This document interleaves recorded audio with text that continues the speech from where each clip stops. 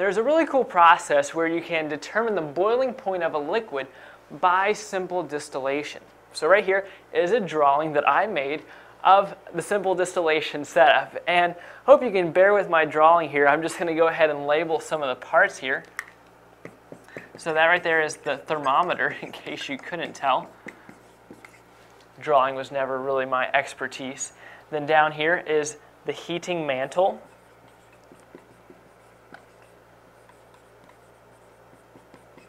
And over here is the boiling flask.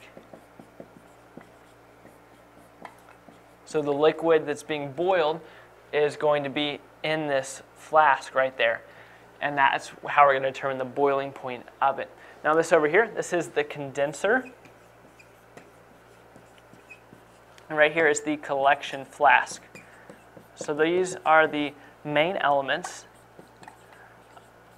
of the simple distillation apparatus. So these are the parts that you need to know. So starting out, a liquid or liquid mixture is placed in the boiling flask. So I'm just going to color that in right there.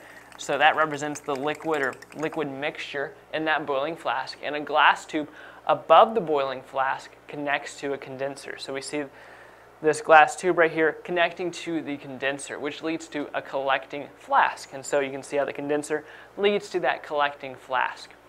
Now, a thermometer is inserted into the glass tube above the boiling flask, just below the opening of the condenser. So notice the thermometer is in that glass tube leading to the boiling flask, and it's just below the top of the opening of the condenser.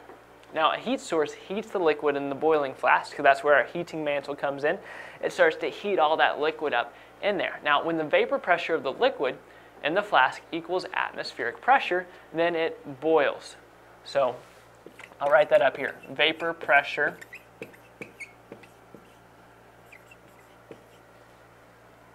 equals atmospheric pressure, then boiling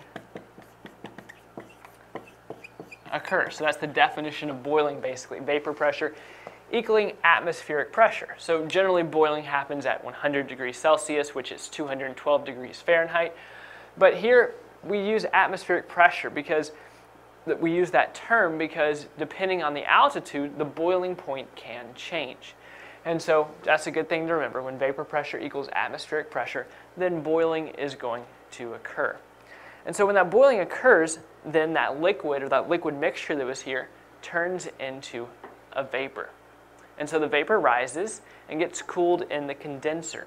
And so you may think it goes straight up to the thermometer, but no, it goes over to the condenser and gets cooled and then goes into the collecting flask.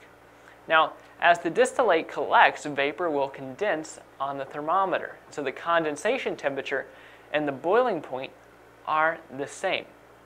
And so this vapor is cooling, and so as this vapor cools, then it becomes liquid again, because you had this liquid and you had to get it really hot for it to become a vapor. So if it cools again and goes below that boiling point for whatever that altitude is, then it's just going to become a liquid again. And so there's liquid right here in this collection flask.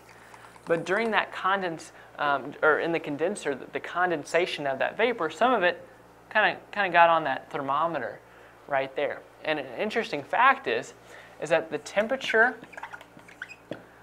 of vapor to liquid, so basically the boiling point, the temperature that it takes for a vapor to become a liquid, is equal to the temperature of liquid to vapor, the temperature that it takes for a liquid to become a vapor.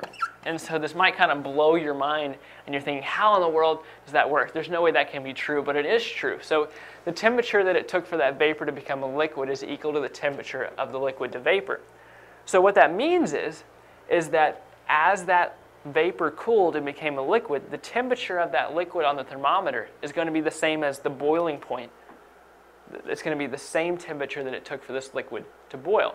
And so then voila, you can determine the boiling point of the liquid. And so the condensation temperature and the boiling point are the same. And so as the distillation proceeds, the temperature of the vapor phase will increase and become steady. And so the steady temperature is the boiling point of that unknown liquid. So that's how you determine the boiling point of a liquid by simple distillation.